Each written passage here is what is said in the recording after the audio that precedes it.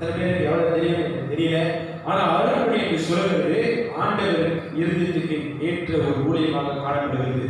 பழைய ஏற்பாடு பார்த்தாலும் அருள்பணி என்பது புதிய ஏற்பாட்டோட காரியம் கிடையாது. நிறைய பேர் அந்த சிந்தனையோடு இருப்பார்கள் கிடையாது.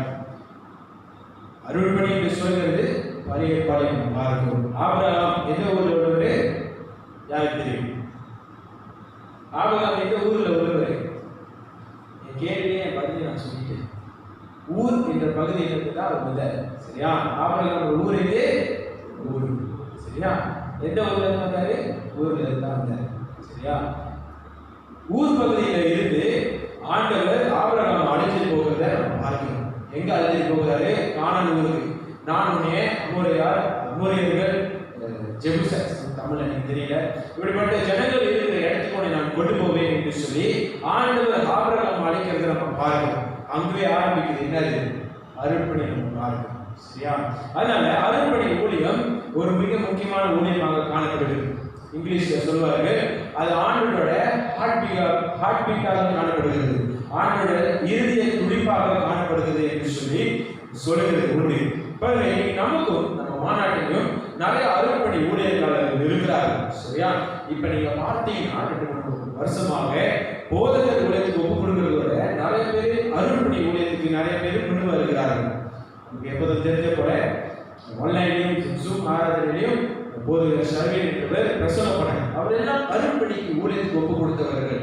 அதாவது நம்ம ஊர்ல ஊழியம் செய்யாமல் அவர்கள் ஆண்டவர் எந்த ஊரை காண்பிக்கிறாரோ அங்க ஊழியம் செய்து அந்த பகுதியில் அவரோட பாஷையை கற்றுக்கொண்டு இப்ப நம்ம திருமதி யோசுவா குடும்பத்தினர் பார்த்தோம். எத்தனை பாஷை இருக்குது தெரியுமா? சரவால் மட்டுமே ஈபார், கராஜான், மூலூர், எல்லா மொழிகள். அது எல்லா மொழிகளும் கத்துக்க வேண்டும். இல்லைன்னா நமக்கு ஊழியம் செய்கிறதுக்கு வசதியா இருக்காது. எவ்வளவு பிரயாசம் எடுத்து அவர் மற்ற தேசத்துல போய் ஊழியம் செய்கிறவர்கள் தான் அருள்பணி ஊழியர்கள். அதே போல நம்ம மாநாட்டுல நிறைய பேர் இருக்கிறார்கள். என்னோட அண்ணன் துனிசியா பகுதியில் அப்படின்னா அரப் பாஷை பேசுகிற தேசத்துல போயிட்டு நார்த் ஆப்பிரிக்கா கண்டத்துல ஊழியம் செய்கிறதுக்கு போறது தான் எங்க அண்ணன். இன்னொரு 4-5 வருஷத்துல அவரும் அங்க சென்றுவார். அப்படி போல நிறைய பேர் இப்ப துருக்கியில ஒருத்தர் இருக்கிறாரு, சபால ஒருத்தர் இருக்கிறாரு 2 பேர் சபால எஸ்டிஎஸ்ல படித்துக் கொண்டு இருக்கிறாரு. பாருங்க, அப்படின்னா ஊழியர் அருள்பணி ஊழியம் என்பது மிக முக்கியமான ஒரு ஊழியமாக காணப்படுகிறது. நம்ம மாநாட்டும் MMM மூலியமாக இந்த ஊழியத்தை செய்து கொண்டு வருகிறது. நம்ம பார்க்கிறோம். இது ஒரு மிக ஆசீர்வாதமான ஒரு காரியம், கண்டிப்பாக ஆசீர்வாதமான ஒரு காரியம். சரியா? 2 வாரத்துக்கு முன்பதாக ஜூம் ஆன்லைன்ல அருள்பணி ஒரு மீட்டிங் வைத்திருக்கும் போது வந்திருந்தாரு. சரவால இருந்து இவர் வந்திருந்தாரு, துருக்கியில இருந்து ஒருத்தர் வந்திருந்தாங்க, சபால இருந்து வந்திருந்தாங்க, ஸ்ரீலங்கால சகோதரி ரேச்சல் தமிழ் செட்டில்மெண்ட் அங்கத்தில ஊழியத்துக்கு ஒப்பு கொடுத்து போயிட்டு ஒரு பெண் ஸ்ரீலங்கால ஊழியம் செய்து கொண்டு இருக்கிறார்கள். இப்படிப்பட்ட காரியங்கள் நம்ம மாநாட்டில் நடந்து கொண்டிருக்கிறது. அதுதான் நம்ம தெரிந்து கொள்ள வேண்டும். அதெல்லாம் ரொம்ப முக்கியமான ஒரு காரியம். சரி, இதெல்லாம் இருக்கட்டும். இதெல்லாம் நடந்து கொண்டு இருக்குதுன்னு உங்களுக்கு தெரியலன்னு நான் சொன்னேன். சத்தியத்துக்கு வரும். சரி, அருள்பணி ஊழியம்னா என்ன? அருள்பணி ஊழியம் என்பது நம்ம தேசத்தை விட்டு வேற தேசத்துல போயிட்டு ஊழியம் செய்யுது. அது இப்ப நமக்கு இன்னும் சுலபமாக ஆயிடுச்சு. ஏன் தெரியுமா? இப்ப நம்ம தேசத்துல பாத்தீங்கன்னா மற்ற தேசத்துல இருந்து நம்ம தேசம் நிறைய பேர் வேலை செய்து கொண்டு இருக்கிறாங்க. ஆமாவாயே, நேபாளிஸ் இருக்கிறார்கள், பங்களாதேஷிஸ் இருக்கிறார்கள், மியான்மர்காரங்க இருக்கிறாங்க, இந்தோனேஷியாக்காரங்க இருக்கிறாங்க. அப்ப கதிர் இன்னும் நல்லா திறந்துருக்குது. என்னத்துக்கு? நம்ம ஊழியம் செய்வதற்கு. சரியா? அவரோட பாஷையை கற்றுக்கொண்டு அவரோட மத்தியில் நம்ம ஊழியம் செய்கிறதுக்கு நிறைய வாய்ப்புகள் இருக்குது. ஆண்டவர் என்ன பண்றாரு? சரி, நம்ம தான் போல, யாருமே போக மாட்டாங்க ஊழியத்துக்கு சொல்லி ஆண்டவர் என்ன பண்ணாரு? எல்லா தேசத்துல இருந்து நம்ம நாட்டுக்கு கொண்டு வந்துட்டாங்க. அப்படி யோசிச்சு பாருங்க,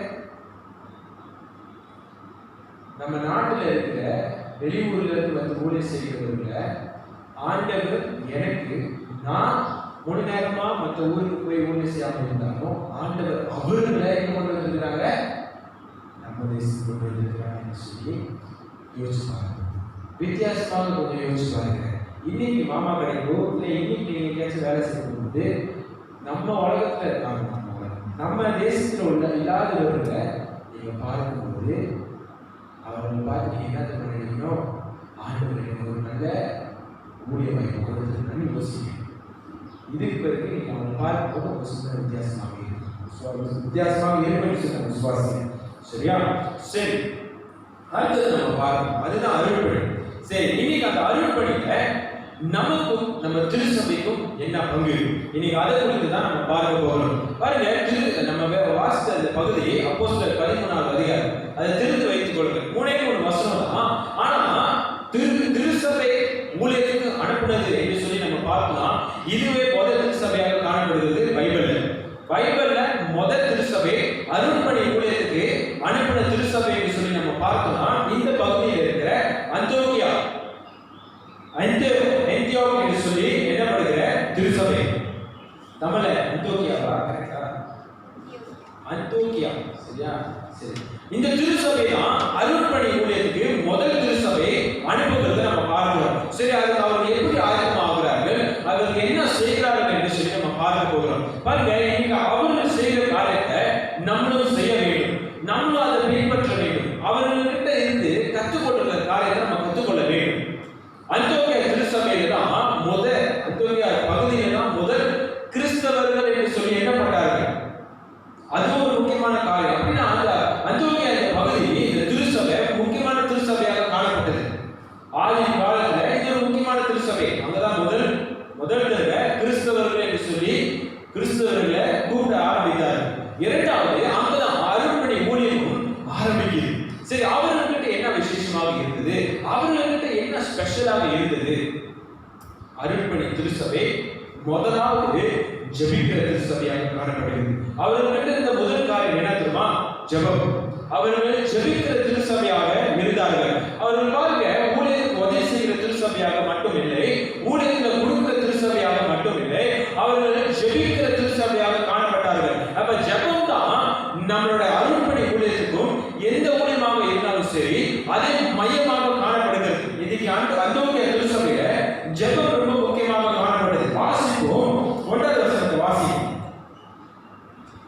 அந்தியோகியா பட்டணத்தில் உள்ள சபையிலே பர்னபாவும் நீகர் எனப்பட்ட லூகி, நீகர் எனப்பட்ட சிமியோனும், சிரேனே ஊரானாகிய லூகியும், காற்பங்கு தேசாதிபதியாகிய ஏரோதுடனே கூட வளர்க்கப்பட்ட மனாயும் சவுலும் தீர்க்கதரிசிகளாயும் போதகர்களாயும் இருந்தார்கள். பாருங்க, அந்தியோகியா திருச்சபையில யாரெல்லாம் இருக்கிறான்னு சொல்லி நம்ம பார்த்தோம்னா தீர்க்கதரிசியும் வேதத்தை போதிக்கிறவர்களும் இருந்தார்கள். அப்படின்னா அங்க ஊழியம் நடந்து கொண்டு இருக்குது. அவர்கள் ஊழியம் செய்து கொண்டு இருக்கிறார்கள், பிரசங்கம் பண்ணி கொண்டு இருக்கிறார்கள், ஆண்டுக்காக ஊழியம் செய்து தீர்க்கதரிசிகளும் இருக்கிறார்கள். அவர்கள் திருச்சபையாக இருக்கிறார்கள் வைத்துக் கொள்வோம். அப்படி இருக்கிற இடத்துல இப்ப 2வது வசனத்தை வாசிக்கும். அவர்கள் கர்த்தருக்கு ஆராதனை செய்து உபவாசித்துக் கொண்டிருக்கும் போது பர்னபாவையும் சவுலையும் நான் அழைத்த ஊழியத்துக்காக அவர்களை பிரித்து விடுங்கள் என்று பரிசுத்த ஆவியானவர் திருமுறைப்பட்டினார். எப்பங்க பரிசுத்த ஆவியானவர் திருமுறைப்பட்டினாரு? அவர்கள் என்ன பண்ணி கொண்டிருந்தார்களா?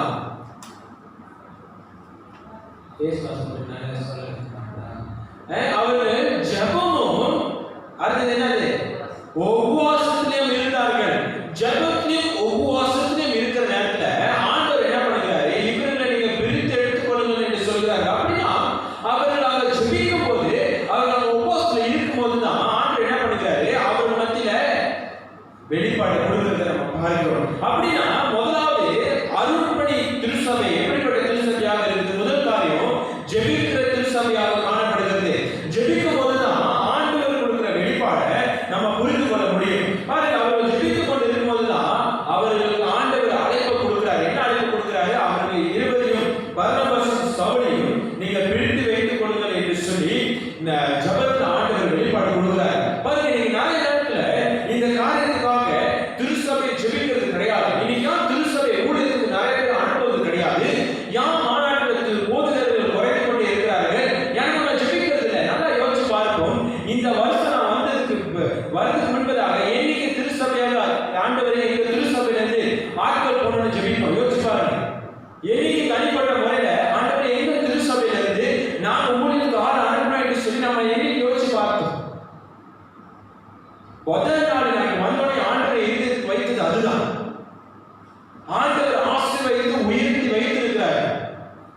பாருங்க, இதுக்கு முன்னாடி எப்படி இருக்கோம், இன்னைக்கு எப்படி ஆண்டு வைத்திருக்கிறாரு. இதுக்கு பிறகு எங்க போக போகிறோம்? அடுத்து நம்ம ஊழியத்துக்கு ஆட்கள் அனுப்ப போகிறோம். ஆமென். யார் ஆமென் சொல்றீங்க? இன்னைக்கு ஆண்டு நம்மளை ஆசீர்வதித்து நம்மளை உயர்த்தி வைத்து எவ்வளவு மாற்றங்கள் நம்ம திருச்சபையில கொண்டு வந்திருக்கிறாரு. இதுக்கு பிறகு என்ன? இதுக்கு பிறகு என்ன தெரியுமா? கொடுத்து எத்தனையோ திருச்சபைக்கு நம்ம கொடுக்கிற திருச்சபையாக வைத்திருக்கிறோம். ஆமாவை ஆண்டு வைத்திருக்கிறார், ஆசீர்வதிக்கிற திருச்சபையாக வைத்திருக்கிறார். அவ்வளவுதானா? அவ்வளவுதானா? கிடையாது. அடுத்தது ஆண்டவர் திருச்சபையை ஆண்டவர் இன்னொரு படி உயர்த்த வேண்டும். திருச்சபையிலிருந்து ஊழியத்துக்கு அனுப்புகிற திருச்சபையாக நம்ம மாறணும். ஆமென். அனுப்புகிற திருச்சபையாக மாறணும். யார் அனுப்ப போறோம்னு இப்படி யோசிச்சுட்டு இருக்காங்க. அது நம்மளோட வேலை கிடையாது. யாரு பர்னபாசை சவுலை பிரித்தது யார் சொன்னாங்க? ஆமென். அங்க எத்தனையோ தீர்க்கதரிசி இருக்கிறாரு. அமரனே போட்டிருந்த 1ஆம் வசனத்துல தீர்க்கதரிசி சொன்னாங்களா? அங்க எத்தனை பேர் ஆண்டவர் வார்த்தை போதித்துக் கொண்டிருக்கிறார்கள்? போதகர்கள் சொன்னாங்களா? கிடையாது. ஆவியானவர் திருவிழம் பற்றினார் என்று சொல்லுது. ஆவியானவர் பார்த்துக்கொள்வார். இன்னைக்கு நம்ம வேலை ஜெபிக்கிற வேலையாக காணப்படுகிறது. ஜெபம் ரொம்ப முக்கியம். அதனால நான் ஒவ்வொரு ஞாயிற்றுக்கிழமை அந்த காரியத்துக்காக நான் ஜெபித்துக் கொண்டிருக்கிறேன். ஆண்டவர் செய்வாரா அது எனக்கு தெரியாது. அது ஆண்டோட சித்தம். ஆண்டு செய்த நேரத்தில் செய்வார். நான் விசுவாசத்தோட ஜெபிக்கிறேன். நீங்க விசுவாசிங்க, நீங்க என்னோட சேர்ந்து ஜெபிங்க. செய்கிறது ஆண்டவர் செய்வார். வாலிபர்கள் அனுப்புவாரா? அது நமக்கு தெரியாது. ஆண்கள் அனுப்புவாரா? தெரியாது. ஆண்டு திடீர்னு ஒரு பெண் அனுப்பிட்டாருன்னா நமக்கு தெரியாது. நம்ம வேலை ஜெபிக்கிறோம். ஆண்டவர் யார் அனுப்பணும், யார்கிட்ட பேசணும்னு சொல்லி ஆண்டவர் பார்த்துப்பார். ஜெபம் ரொம்ப முக்கியம். சரி, ஜெபம் எதுக்கு ரொம்ப முக்கியம்? 2 காரியத்துக்கு அது ரொம்ப முக்கியமாக காணப்படுகிறது. தேவஜனமே பாருங்க, ஏன் ஜெபம் முக்கியம்னா, முதல் காரியம் ஜெபம் ஊழிய அழைப்பை புரிந்து கொள்கிறதுக்கு ரொம்ப முக்கியம். எதுக்கு ரொம்ப முக்கியம்? ஊழிய அழைப்பை புரிந்து கொள்கிறதுக்கு ரொம்ப முக்கியம். Prayer is important to know your calling. நம்மளோட அழைப்பை புரிந்து கொள்கிறதுக்கு ஜெபம் ரொம்ப முக்கியம். பாருங்க, அவர்கள் ஜெபித்துக் கொண்டு இருக்கும்போது ஆண்டவர் தெளிவாக சொல்கிறாரு, சவுலையும் பர்னபாசையும் ஊழியத்துக்கு நீங்க பிரித்து வைங்க என்று சொல்லி. அப்படின்னா முதல் காரியம், அவர்கள் ஜெபிக்கும் போது ஆண்டவர் என்ன பண்றாரு? யார் ஊழியத்துக்கு அழைக்கப்பட்டிருக்கிறார் என்று சொல்லி வெளிப்பாடு கொடுக்கிறாரு. ஆமாவா இல்லையா? அங்க எத்தனை பேர் இருக்கிறார்கள்? அதுதான் 1ஆம் வசனத்து வாய்ஸ் சொன்னேன். அங்க ஒரு 5-6 பேர் போட்டிருக்கு. ஆமாவா இல்லையா? ஆனா ஆண்டவர் ஜெபித்துக் கொண்டிருக்கும்போது தெளிவாக சொல்கிறாரு, சவுலையும் பர்னபாசையும் என்று சொல்லி. இன்னைக்கு ஜெபம் நம்மளோட அழைப்பை புரிந்து கொள்கிறதுக்கு ரொம்ப முக்கியம். இன்னைக்கு ஜெபம் இல்லைன்னா நம்மளோட ஊழிய அழைப்பை புரிந்து கொள்ள முடியாது. சரி, நான் கேள்வி கேட்கிறேன். இன்னைக்கு எத்தனை பேருக்கு என்ன ஊழிய அழைப்பு இருக்குன்னு சொல்ல முடியும் தெரியுமா? பாஸ்டர், இதுதான் என் ஊழிய அழைப்பு ஆண்டவர் கொடுத்துருக்காரு. எத்தனை பேர் நல்லா தெளிவா சொல்ல முடியும்? ஒரு நேரம் காணும். சரி, ஊழியன்னு சொல்றீங்க, போதகர் ஊழியம், அருள்பணி ஊழியம் வச்சுக்கீங்க. அது கிடையாது. உங்களுக்கு இந்த திருச்சபையில ஆண்டவர் கொடுத்திருக்கிற உங்களோட ரோல், அதாவது உங்களோட ரோல் என்ன சொல்லுங்க, உங்களோட பங்கு உங்களோட ரெஸ்பான்சிபிலிட்டி, உங்களோட கடமை என்னது என்று யாருக்கு தெளிவா தெரியும்? நல்ல கை தூக்குங்க. யார் கஷ்டப்படுறீங்க? பரவாயில்ல, தூக்குங்க. கான்ஃபிடென்டா இருங்க. ஆண்டவர் இதான் சொல்லியிருக்கிறார். அவ்வளவுதானா? ஒரு நாளைக்கு இருக்கு. மற்றவர்கள்லாம் ஏன் தெரியல? பாஸ்டர், என்னோட பங்கு ஞாயிற்றுக்கிழமை மாறதுக்கு காணிக்கை கொடுப்பேன், உட்காருவேன், சரி கேட்பேன். வாரம் வரல. அதுக்கு மேல நீங்க எதிர்பார்க்காதீங்க. அவ்வளவுதான் நம்மளோட கடமையா? ஆண்டவர் உங்களை ஆசீர்வதித்திருக்கிறார்னா சில நேரத்தில் உங்களுக்கு உங்க மூலியமா மற்றவர்களுக்கு தேவையை சந்திக்க ஆண்டு பயன்படுத்தும். அது உங்களுக்கு மூலியமா இருக்கும். ஆண்டவர் உங்களுக்கு விசேஷமான ஞானத்தை கொடுத்திருப்பாரு. அது உங்களோட மூலியமாக இருக்கும். ஆண்டவர் உங்களுக்கு ஒரு ஊழியமும் கொடுத்திருக்க மாட்டாரு. உங்களுக்கு ஒரு விசேஷமான ஒண்ணுமே செய்யாத ஒரு ஊழியம் கொடுத்திருப்பாரு. என்ன தெரியுமா? ஆனா அதுதான் ஆக கஷ்டமான என்ன தெரியுமா? பேசுறத அமைதியா கேட்கிற ஊழியம்.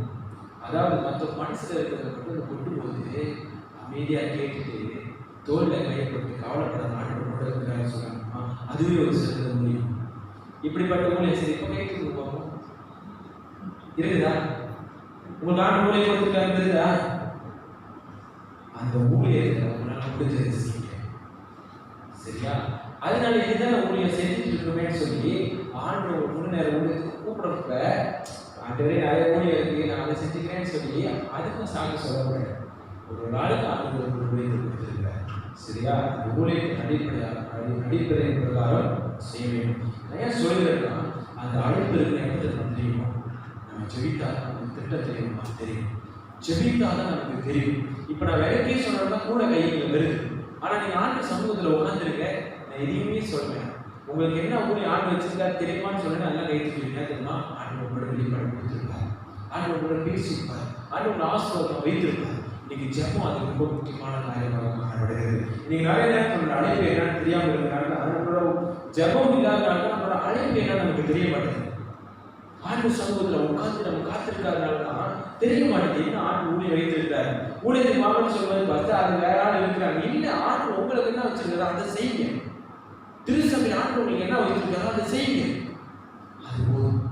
அதுவே சிறந்த ஊழியமாக காணப்படுகிறது. ஆமென். ஆமென்.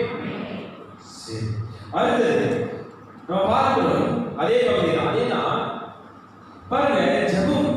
இன்னைக்கு ஜெபம் இல்லாதனாலதான் சில நேரத்துல ஆண்டு ஊழியத்துக்கு அழைச்சிருக்காருப்பா அப்படின்னு சொல்லும்போது நிறைய போதகர்கள் வந்து தலையில வச்சு கை வைத்து ஜெபிக்கணும்னு சொல்லுவாங்க. சின்ன வயசுல இருந்து சிறுபிள்ளையில இருந்து சில போதகர் சொல்லிட்டே இருப்பாங்க.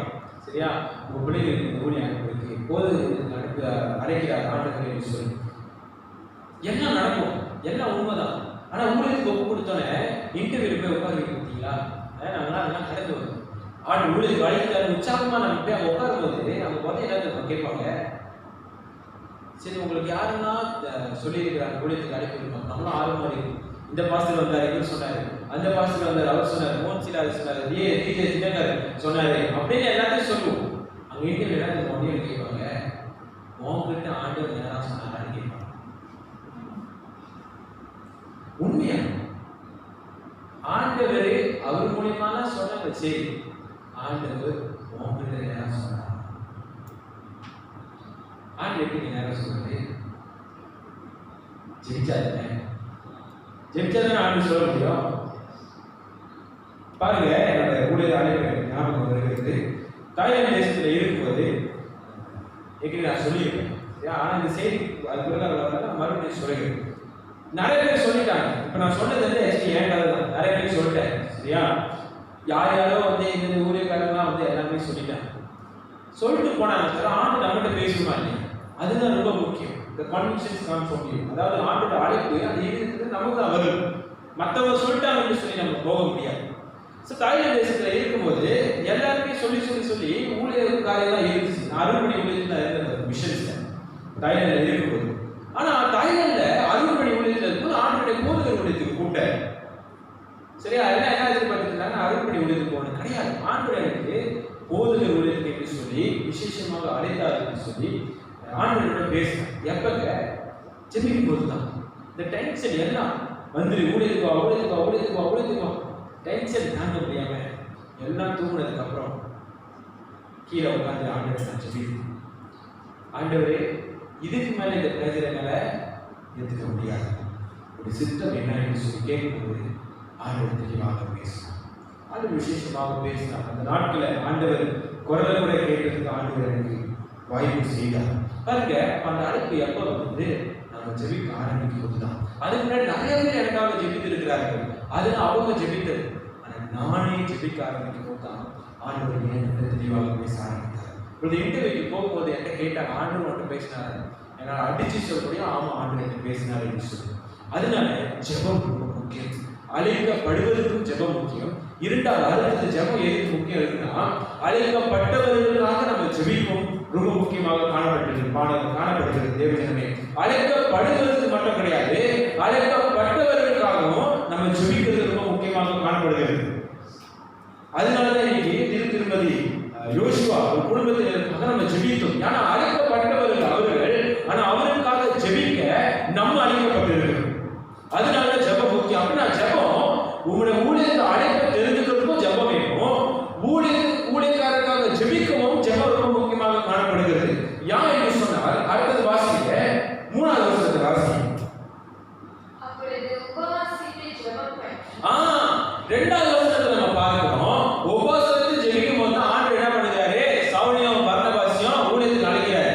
அப்படியே என்ன சொல்ற அவனரம் ஊழியம் அழைப்புக்கும் ஜெபம் முக்கியம். இப்ப மறுபடியும் 3வது வசனத்தை வாசிக்கிறோம். எப்படி ஆரம்பிக்குதுன்னு வாசிங்க. திருப்பி வாசிங்க 3வது வசனத்தை.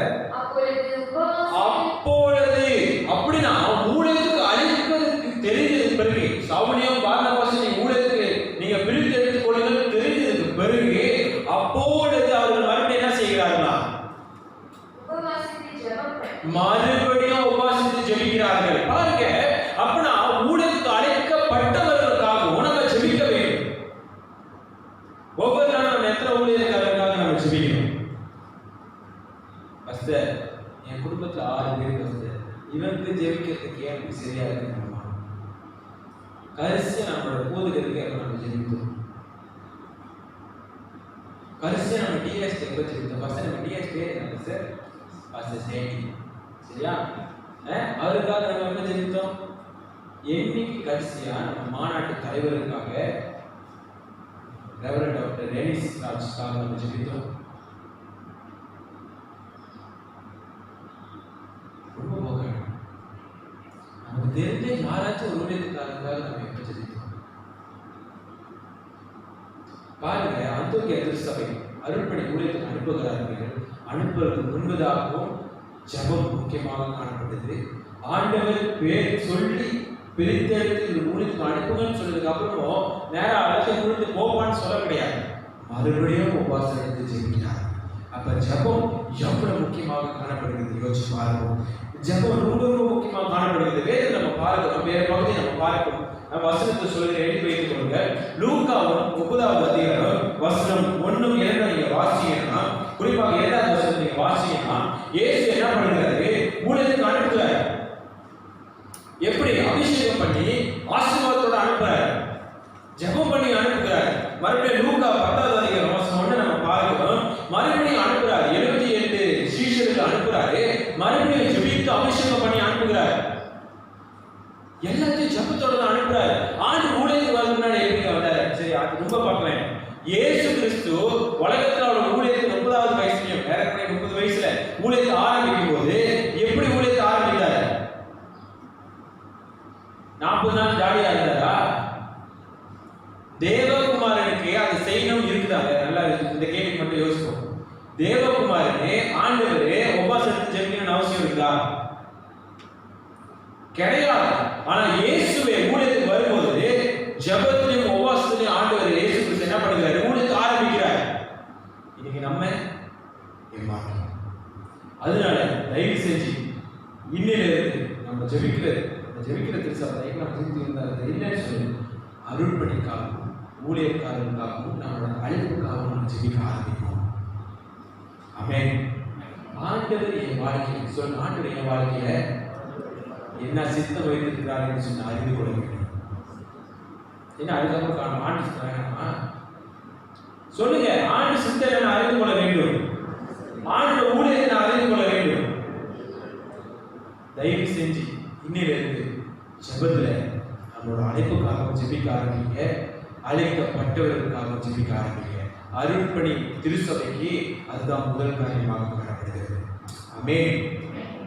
அடுத்தது 2வது அருள்பணி திருச்சபை ஜெபிக்கிற திருச்சபையாக இருக்குது, உண்மைதான். அடுத்தது எப்படிப்பட்ட திருச்சபையாக இருக்குதா? அனுப்புகிற திருச்சபையாக காணப்படுகிறது. இன்னைக்கு வளர்ச்சியை நம்ம எப்படி பார்க்கிறோம்? திருச்சபை வளர்ந்திருக்கான்னு எப்படி நம்ம பார்ப்போம்? எப்படி பார்ப்போம்? திருச்சபை நடக்கிற உட்கார்ந்து வளர்ந்துருச்சா? சரி, நம்ம திருச்சபைக்கு வைத்து பாருங்க. திருச்சபை வளர்ந்துருச்சா? அப்படி கணக்கு எடுக்கலாம். எண்ணிக்கை எத்தனை அங்கத்தினர்கள் இருக்கிறார்கள் என்று சொல்லி எண்ணிக்கையில நம்ம வளர்ந்துருக்கான்னு திருச்சபையை நம்ம பார்த்தோம்னா, இன்னைக்கு நம்ம திருச்சபையை நம்ம பார்ப்போம். எத்தனை இடம் பாசமா இருக்கு, அப்ப நம்ம வளரணும்னு அர்த்தமா? கிடையாது. கண்டிப்பா எண்ணிக்கை ரொம்ப முக்கியம் தான். அப்படிதான் உலகத்தில் இருக்கவங்க எல்லாம் பார்ப்பாரு. அது தவறு கிடையாது, அவர்கள் அப்படி மாறிவிட்டோம். ஆனா உண்மையான வளர்ச்சி எப்ப தெரியுமா நம்ம பார்க்க முடியும்? நல்ல ஒரு பெரிய கட்டடத்தை கட்டி நிறைய லேண்டை வாங்கி ஆமாவா? கிடையாது. திருச்சபை வளர்கிற திருச்சபை அப்படின்னு சொல்லி நம்ம பார்க்கணும்னா அது ஊழியத்துக்கு அனுப்புகிற திருச்சபையாக இருக்கு. அப்பதான் திருச்சபை வளர்ந்துருக்குது. இல்லைன்னா நம்ம வளரலன்னு அர்த்தம். ஏன் தெரியுமா? நம்ம உள்ளாரே வளர்ந்துக்கிட்டு உள்ளுக்கே வளர்ந்துக்கிட்டு இருக்கிறோம் தான் அர்த்தம். காசு எல்லாத்தையும் எஃப்டியில் போட்டு, காசு எல்லாத்தையும் பேங்க்ல போட்டு வளரும். வளர்ச்சி இருக்கும், காசு வச்சு வளர்ச்சி இருக்கும், அங்கறிஞர் வந்தாங்கன்னா அந்த வளர்ச்சி இருக்கும். ஆனா மெய்யாகவே வளர்ச்சி எப்படி தெரியுமா? ஊழியத்துக்கு ஆட்கள் அனுப்பினா அந்த வளர்ச்சி. ஏன் தெரியுமா? நம்ம அனுப்பும் போது நம்ம குடும்பத்துல இருந்து ஒருவர் நம்ம அனுப்புறோம்னு அர்த்தம். அனுப்பும் போது யார் அனுப்புறோம்? நம்ம திருச்சபையில் ஒரு ஆள் நம்ம அனுப்புறோம்.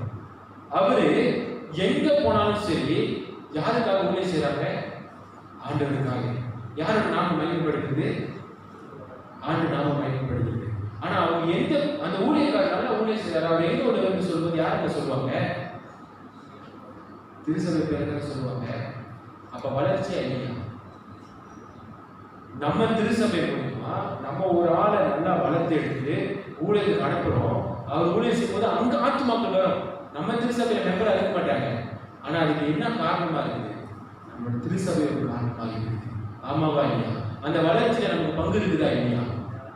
அப்ப வளர்ச்சி அருட்படை திருச்சபை இரண்டாவது அனுப்புகிற திருச்சபையாக இருக்கும். நம்மளும் அனுப்புறோம். எப்ப திரும்ப அனுப்புவோம்? கலையை கட்டி பெண்ணை தூக்கி வேற திருச்சபை அனுப்பி. ஆமா இல்லையா? ஆமாவா இல்லையா? வருவாங்க பெண்கள், குறிப்பாக நல்லா ஊழியம் செய்வாங்க. ஏன்னா பெண்கள் இனிமே ஊழியத்துல ஆக்டிவா இருப்பாங்க.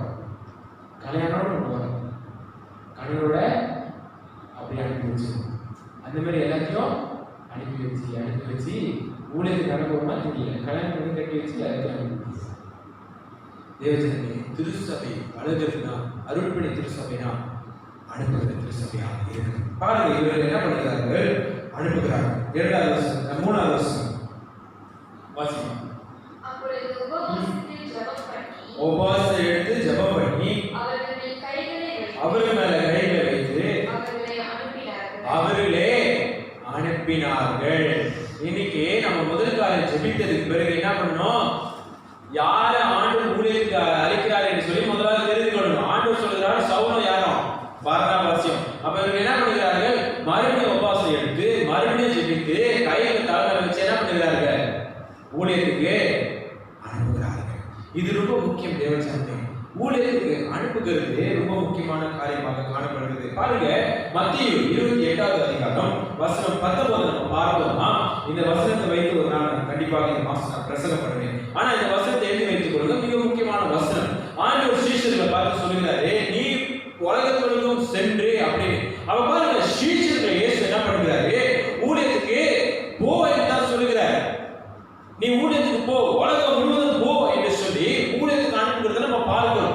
அப்புறம் அதே போல அப்போஸ்தலர் 1வது அதிகாரம் வசனம் 8, இதுவும் முக்கியமான ஒரு வசனமாக காணப்படுகிறது. அப்போஸ்தலர் 1வது அதிகாரம் வசனம் 8, ஆண்டவர் சீஷரை பார்த்து சொல்லுகிறாரு, நீ வல்லமை பெற்றுக்கொண்டு அபிஷேகத்தை பெற்றுக்கொண்டு யூதேயா, சமாரியா, எருசலேம், உலகம் பரியந்தம் ஊழியத்துக்கு நீ போவே என்று சொல்லி மறுபடியும் இயேசு கிறிஸ்து சீஷர்களை அனுப்புகிறத நம்ம பார்க்கிறோம். பாருங்க, இயேசு கிறிஸ்துவும் சீஷர்கள் அவர்களோட வைத்துக் கொள்ள அனுப்புகிறார். நீங்க போங்க, நீங்க போங்க. ஆனா லூக்கா 9ல பார்க்கிறோம், லூக்கா 10ல பார்க்கிறோம். அதுக்கப்புறம் எருசலேமுக்காக அவர் பயணம் செல்கிறதுக்கு முன்பதாக சீஷர்கள் அனுப்புறாரு, நீங்க போய் எல்லாத்தையும் ஆயத்தம் பண்ணுங்க என்று சொல்லி சீஷர்களை இயேசு அனுப்பி கொண்டுதான் இருக்கிறார். திருச்சபை தான் அனுப்பாம இருக்கு. இயேசு அனுப்புறாரு, இயேசு அழைக்கிறாரு, இயேசு அனுப்ப சொல்றாரு. நம்ம திருச்சபை அனுப்பாம வைத்துக் கொண்டே இருக்கு. வேற ஒன்றும் கிடையாது. அப்புறம் மாநாட்டில் போனோடனே போதகர் பணியா இருக்கிறாங்க. நிறைய பேர் ரிட்டையர் பண்றாங்க. இந்த வருஷம் 3 பேர் ரிட்டையர் பண்றாங்க. ஆனா எத்தனை பேர் ஸ்கூலுக்கு கூப்பிட்டு வர போறாங்க? கிடையாது. அப்ப அந்த 3 திருச்சபைக்கு யாரு போனோம்?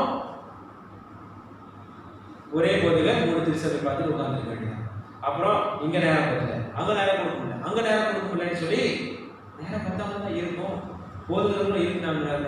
3 திருச்சபை பார்த்துக்கணும்னா அனுப்பலனா பத்தாது. அனுப்பலனா யாரும் போக முடியாது. பாருங்க, இயேசு கிறிஸ்துவே அனுப்புகிறத நம்ம பார்க்கிறோம். இன்னைக்கு நம்மளும் அனுப்புகிற திருச்சபையாக இருக்க வேண்டும். தேவஜனமே, ஆண்டவர் அனுப்புகிறாரு. தோமாஸ் எங்க போய் சேர்றாரு? இந்தியாவுக்கு சேர்றாரு.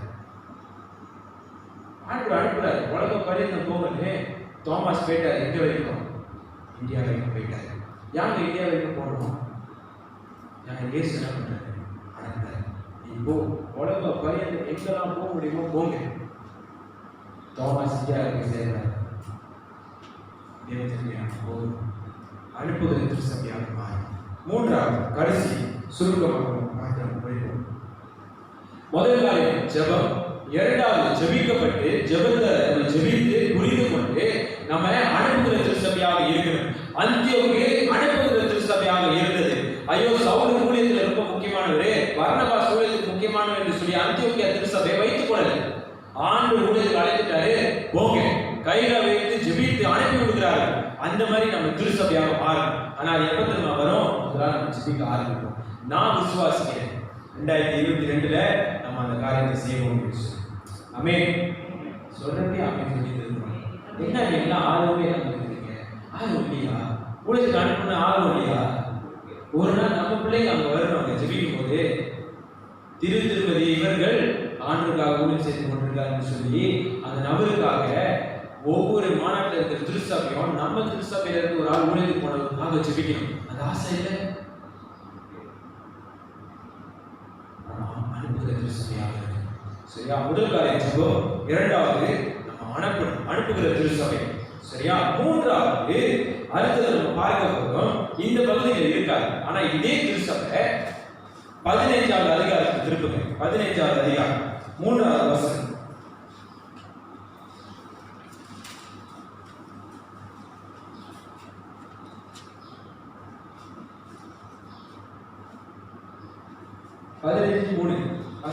அந்தபடி அவர்கள் சபையாரால் பலியளிக்கப்பட்டு பெனிக்கே சமாரியா நாடுகளில் பலியாய் போய் புறஜாதியார் மனம் திரும்பின செய்தியை அறிவித்து சகோதரர் எல்லாருக்கும் மிகுந்த சந்தோஷத்தை உண்டாக்கினார்கள்.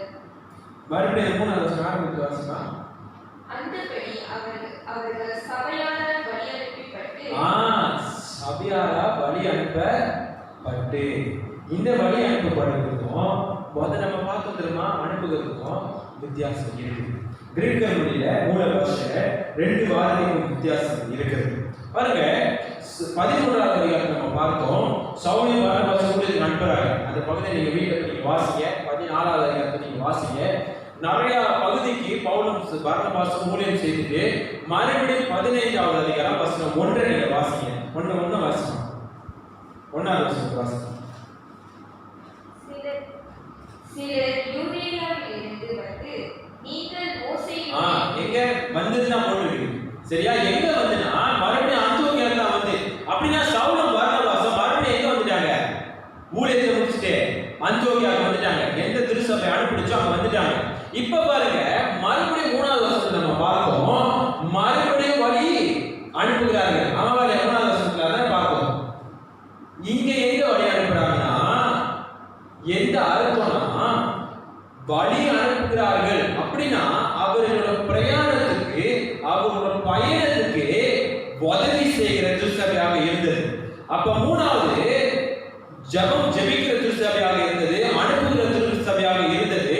3வது அவர்களை வழி நடத்துகிற சப்போர்ட் பண்ணுகிற திருச்சபையாக இருந்தது. அவர்கள் தேவைகளை சந்திக்கிற திருச்சபையாக இருந்தது. வழி அனுப்பினா அவர்கள் போகிற பயணத்துக்கு அவர்கள் குறைவு கண்டாதபடி பண உதவியாக இருக்கட்டும், அவர்கள் உற்சாகப்படுத்துவதாக இருக்கட்டும், அந்த திருச்சபையை செய்தது. அப்படின்னா the church supported them. அவர்களுக்கு உதவி செய்தது. ஜெபிக்கணும், ஊழியத்துக்கு அனுப்பணும், 3வது இடத்துல பண்ணணும், ஊழியக்காரர்களுக்கு உதவி செய்யணும். அவர்கள் சும்மா அனுப்பல, தெளிவா போட்டிருக்குது. அவர்களோட வழி அனுப்பி. அப்படின்னா அவர்கள் எருசலேம் போகிறதுக்கும் அவர்களோட தேவைகள் ஒவ்வொன்றும் சந்திக்கப்படணும் என்று சொல்லி பவுலுக்கும் சவுலுக்கும் பர்னபாஸுக்கும் தேவைகளை சந்தித்தார்கள். They supported them. இன்னைக்கு அந்த ஊழியத்தை நம்ம நல்லாவே செய்யணும். கண்டிப்பாக சிறுபிள்ளைகளை நம்ம தத்தெடுக்கிறது நினைக்கிறேன். நம்ம மாநாட்டிலே கிடையாது. திருச்சபையிலே என்னைக்கு ஆகக்கூடனா நம்ம திருச்சபை தான் இந்த வருஷம். சரியா? கண்டிப்பாக பெரிய திருச்சபைகள் இருக்குது, தமிழ் சங்கங்கள் இருக்குது, அவங்களாம் இனிமே கூட தான் கொடுப்பாங்கன்னா பெரிய திருச்சபை. ஆனால் நம்ம அளவு நம்ம பார்த்தோம்னா நம்ம அளவுக்கு மீறி நம்ம கொடுத்துருக்கோம். அமே நீங்கள் வேணாம் ஒரு கேட்டு கொடுத்துருவோம் கண்டிப்பாக. சரியா? அது ரொம்ப ஆசீர்வாதமான காரியம். நம்ம கொடுத்துருக்கோம். நம்ம கொடுக்கல நம்ம சொல்ல கொடுத்துருக்கோம். ஆனால் பண உதவிக்கு மேலாக இன்னொன்று ஒரு முக்கியமான இருக்குது. என்ன தெரியுமா? ஒவ்வொரு ஊழியர்காரங்க எதிர்பார்க்க காசு கிடையாது. காசு நான் ஆசைப்பட்டிருந்தோம்னா எங்கேயோ வேலை செஞ்சு எப்படியாச்சும் சம்பாதிக்கணும்னு சொல்லி கேட்டுருக்கோம். பண உதவி முக்கியமானது கிடையாது. வேலைப்படுத்துறது, உற்சாகப்படுத்துறது. இன்னைக்கு ஊழியருக்கு நம்ம உற்சாகப்படுத்துறோம். காசை கொடுத்துட்டு கால் பண்ணி பேசினாலே போதும். ஊழியர் ஞாபகம் வருகிறது. சரியா? இப்போ நம்ம திருச்சபையிலே இருக்கிறோம். வேறு இது அப்படி கிடையாது. நெக்ஸ்ட் டைம் போனோம், படிக்கணும், எக்ஸாம் செய்யணும், அப்புறம் ஊழியம் வரணும், அதையும் பார்க்கணும், பிரசவம் பண்ணுறது, ஆயத்தப்படுத்தணும். இப்படியாக நிறையா இருக்கும். காசும் இருக்காது. நம்ம ஃபுட் அலவன்ஸும் கொடுப்பாங்க, ட்ராவலிங் அலவன்ஸும் கொடுப்பாங்க, திருச்சபை கூட செய்து வரணும்னு சொல்லிட்டு வாரத்துக்கு ஒரு வெளியே கொடுப்பாங்க. அவ்வளோதான். ஆனால் நமக்கும் காடி இருக்கும், போட்டிருக்கோம், அதெல்லாம் சர்வீஸ் பண்ணோம், காடி எல்லாத்தையும் பார்க்கணும், எல்லாம் அதே மாதிரி தான் இருக்கும். ஆனால் பணம் தேவையாக இருக்கும். ஆனால் கால் பண்ணிட்டு சில நேரத்தில் ஊழியர் நம்ம பேருவோம், காசு தான் கொடுப்பாங்க. ஆனால் அதெல்லாம் எங்களுக்கு பெருசாகவே இருக்காது. நம்ம ஒன்றே ஒன்று நேரத்தில் எதிர்பார்ப்போம், யாராச்சும் கால் பண்ணி எப்படி பாருங்க சாப்பிட்டீங்களா? அந்த ஒரு வார்த்தைக்கு எதிர்பார்த்த காலம் உண்டு. எங்கள் பிலிப்பின்ஸ் இருக்கிறப்ப ரெக்கார்ட் பண்ணி யூடியூப்ல யாரும் பார்ப்பாங்க. உண்மையை சொல்லி நான் பிலிப்பின்ஸ்க்கு ஊழியருக்கு போயிட்டார்.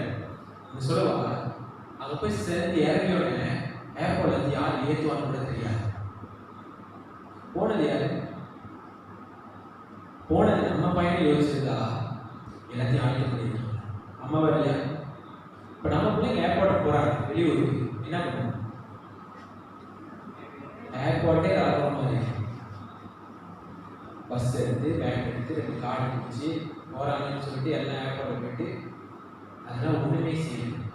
எங்கான பிலிப்பீன்ஸ் வந்து திடீர்னு விளைச்சா கால் பண்ணி எங்கே நான் போனோம், என்ன செய்யணும், ஒன்றுமே தெரியாது. அதுக்கு கேட்குறப்ப நம்ம நல்லா கேட்கணும். சரியா? பெரிய பொருட்களாக இருக்கும்போது நம்ம நேராக கேட்கணும். இந்த மாதிரிலாம் பண்ணுறீங்க நியாயமாக இருக்காது. அது ஒரு நாள் தெரிஞ்சு ஒரு சீனியர் பர்சன் சொன்னார், நாங்களாம் ஊழியத்துக்கு போகும்போது நாங்கள் எதிர்பார்க்கலையே அப்படின்னு. நீங்கள் போகிறப்ப எந்த வருஷம்? 1900 சரி எப்பயோ நம்ம பிறக்கவே எப்பயோ போனீங்க.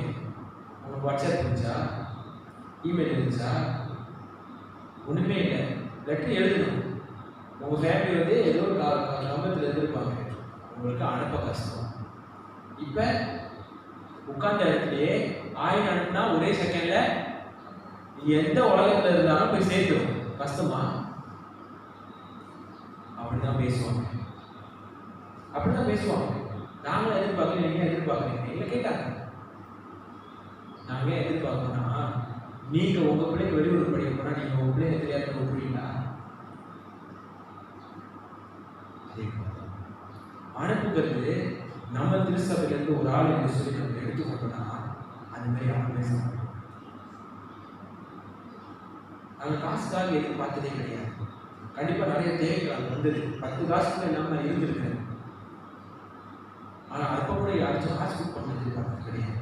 யாராச்சும் கால் பண்ணி நல்லா இருக்கியா, பூனை எப்படி போகுது, நல்லா இருக்கிறீங்களா, யாருக்கும் சொல்ல முடியாது.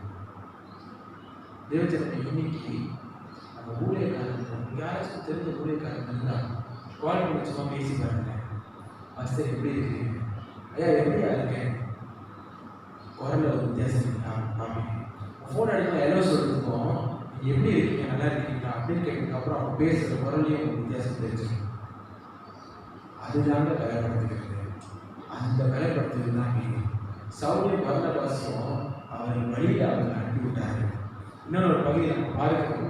எபேசியர் திருச்சபை நினைக்கிறேன் அப்போஸ்தலர் புத்தகத்தில் இருக்கும். சவுலை இன்னும் பார்க்க முடியாது என்று சொல்லி கப்ப முன்னாடி இருந்து அவர்கள் சேர்ந்து அழுவார்கள் கண்டிப்பாக. அப்ப அப்படிப்பட்ட ஒரு பலப்படுத்துதல் இருக்கு திருச்சபை. நம்ம திருச்சபை அப்படிப்பட்ட திருச்சபையாக இருக்கு. அதுதான் அருள்பணி திருச்சபை. 3 காரியம் அருள்பணி திருச்சபை. முதல் காரியம் ஜெபிக்கிற திருச்சபையாக காணப்படுது. அருள்பணி திருச்சபை ஜெபிக்கிற திருச்சபை. எதுக்காக ஜெபிக்கணும்? அழைப்பை தெரிஞ்சுக்கிறதுக்கும் ஜெபிக்கணும், அழைக்கப்பட்டவர்களுக்கும் ஜெபிக்கணும். ஜெபம் அவ்வளவு முக்கியம். இவர்கள் 2வது வசனத்தை நம்ம பாருங்க, 13வது அதிகாரத்துல ஜெபித்துக் கொண்டிருக்கும் போது ஆண்டவர் அழைப்பு கொடுக்கிறார். சரி, ஆண்டவர் அழைக்கிறாருன்னு சொல்லி அவர்கள் ஜெபிக்காம இல்லை, மறுபடியும் கூட வசனத்துல ஜெபித்து உபவாசம் எடுத்து உழைப்பு அனுப்புகிறார்கள். ஜெபம் முக்கியம். 2வது அனுப்புகிற திருச்சபையாக இருக்கணும். அனுப்பணும், ஊழியர்கள் அனுப்பணும். இவர்கள் வைத்துக் கொண்டு சவுல் நல்ல ஊழியக்காரர், பர்னபாஸ் நல்ல ஊழியக்காரர் வைத்துக் கொண்டு அந்தியோகியா திருச்சபையை அனுப்புனது. போயிட்டு வாங்க என்று சொல்லி நம்மளோட ஊழியத்துக்கு அனுப்புகிற திருச்சபையாக இருக்கணும். எந்த ஊழியமாக இருந்தாலும் சரி, முன்னாடி துதி வேலை நடத்தும் போதே என்ன பாட்டு பாரு, டோன் இருக்கா, பீச் இருக்கா, அதெல்லாம் நமக்கு தேவையில்லையா? நம்ம மட்டும் நிறைய பாடுகிறா ஸ்பீச் மாதிரி பாடிக்கிட்டு இருப்பாங்க. கிடையாது. முன்னே கொஞ்சம் நடத்துறவர்களுக்கு நம்ம கையில் கொடுத்து நல்லா நடத்துறேன்னு சொல்லுவோம், அதை கற்றுக்கொள்வோம். ஒவ்வொரு அடைப்பது என்ன இல்லை, திருவிழா மோன் அடிக்கும் யாரையும் கேட்டா, ஏன் நம்ம திருவிழா மோன் அடிச்சுட்டு இருக்கோமா, இல்லை திருவிழா சேர்ந்து வச்சுட்டு இருக்கோம்? கிடையாது. நல்லா நாட்டையா கொஞ்சம் மாற்றிக்கோ, இப்படி போட்டுக்கோ, இன்னும் நல்லா இருக்கும், அப்படி சொல்ல கற்றுக்கோ. அதெல்லாம் நம்ம செய்யணும். எப்படி ஊழியத்துக்கு அனுப்ப போகிறோம்? ஆமாம், இங்கே இருக்கும்போது நீ என் ஒன்றும் செய்யல, நீ ஊழியத்துக்கு என்ன செய்கிற, அதையும் கேட்டுக்கிறாங்க. அதையும் நாங்கள் வாங்கி தான் வந்துருக்கு. அந்த வச்சு நாங்கள் தொடச்சி வீசி தான் வந்துருக்கு. இங்கே பண்ண மாட்டேன், அங்கே போய் என்ன பண்ண போகிறேன் கேட்பாங்க. அந்த மாதிரி கேட்டுட்டா எப்படி ஊழியத்துக்கு அனுப்ப போகிறோம்? நீ போய் செஞ்சுட்டு வருவேன். என்னாச்சுன்னா இந்த திருச்சபையை கேட்டு நாங்கள் அனுப்பணும், நாங்களும் தேவையை சந்திப்போம் அப்படின்னு சொல்லலை. அனுப்புகிற திருச்சபையாக. 3வது வேலைப்படுத்துகிற திருச்சபையாக இருக்கும், உற்சாகப்படுத்துகிற திருச்சபையாக இருக்கும். பணம் மட்டும் கிடையாது, அந்த வேலையை நம்ம நல்லா செய்யணும். கண்டிப்பாக ஆண்டுகள் எல்லாத்தையும் ஆசீர்வதிப்பாங்க. ஆனால் அதுக்கும் மேலே விசாரிக்கிற திருச்சபையாக இருக்கும், அரவணைக்கிற திருச்சபையாக இருக்கும், உற்சாகப்படுத்துகிற திருச்சபையாக இருக்கும், பலப்படுத்துகிற திருச்சபையாக இருக்கும். நிறைய ஊழியக்காரர்கள் இன்னைக்கு நிறைய பேர் டிப்ரெஷன் இருக்கிறாங்க. வியாதிமா இதெல்லாம் யாரும் செய்யறது.